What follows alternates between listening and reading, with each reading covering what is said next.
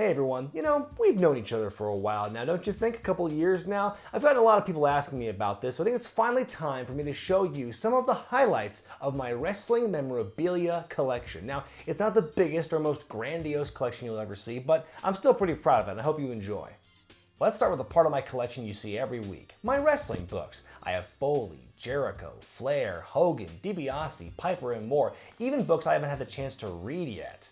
These are my copies of the old WWF comic books made by Valiant in the early 90s. It's mostly goofy stuff like Ted DiBiase pulling a Scrooge McDuck in his vault and the Big Boss Man accusing The Undertaker and Paul Bearer of cannibalism. You know, the huge.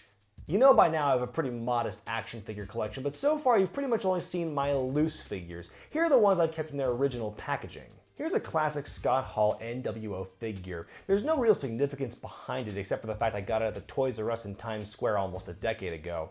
This one's an internet exclusive Ric Flair, modeled after the look he had when he debuted in the WWF back in 1991, the real world's champion. Look at that sweet black and silver robe. Then there's this Toy Fair exclusive of Roddy Piper with a real cloth kilt and leather jacket. Here are all the wrestling t-shirts I own, spanning many different eras, some of which I even had since high school. You got your Edge and Christian, your Kurt Angle, your John Cena, back when he was cool that is, and I found some at Goodwill over the years. Whenever I'm at a thrift store, I'm always excited to find wrestling shirts, even if I'm not a fan of the wrestler. How's this for a lucky find? One day at a thrift shop in Oregon, I found these two original ECW shirts in great condition. This one looks to even have been autographed by Taz, but I can't confirm if that's really a signature. Look at this old Bruno Sammartino shirt. It was given to me by a coworker of mine who grew up living in New York and saw Bruno wrestle. He bought this shirt when he was a kid. He even later gave me this poster he had sitting in his closet that I later framed, advertising an old show at the Boston Garden. I did the research and found out this event took place in 1968. Bruno went over, by the way. There's my complete collection of WWF trading cards from 1990, my damn near complete collection of WCW trading cards from 91, my XFL micro helmets, jealous, and my wrestling programs. There's WrestleMania 19, there's one for the SmackDown taping, there's an old one for Portland Wrestling, and there's also WrestleManias 2 and 3, the classic original programs. How cool is that?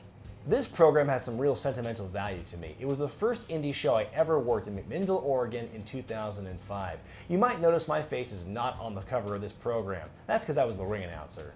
Finally, one of the crown jewels of my collection, this massive poster that chronicles the history of the WWF from its inception to the end of the Invasion storyline. There are little cubic versions of just about every wrestler you can imagine from that era, from the big-time players to the random jobbers on Superstars, and they all form the shape of the old block logo. I think I might be one of the only people on the planet to actually own a copy of this poster. I remember discovering the poster a couple of years ago on a Deadspin article. I contacted the artist and I paid him the money, he gives me the poster. The next thing I know, he gives me the money back. He said he was afraid he would get into legal trouble for selling it. I mean, there is some blatant copyright infringement going on with this logo here. And he hasn't sold one since. You should probably check out his website here. He's got some pretty cool stuff. So those are the highlights of my wrestling collection. Now it's time for you to show me your collection, and you can do that by joining me on Gemr. Gemr is a social community for people who collect things, not just wrestling stuff, but toys, clothes, cameras, guitars, antique bottles, practically anything. You can join specific clubs that interest you, like the WWE Club, where you can find all my stuff. On Gemr, you can upload and organize images of your collectibles. You can even find out how valuable your stuff is by utilizing CrowdScore. You can buy, sell, or trade your stuff if you want, but if you don't, no worries. You can just use Gemr to show it off to the world.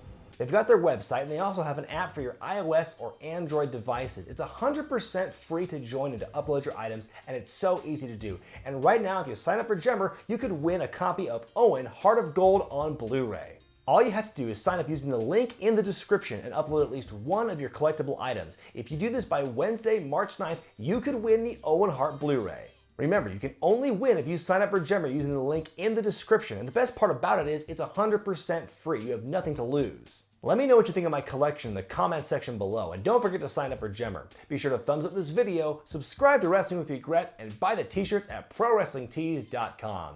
I'm Brian Zane, and I'll see you next time.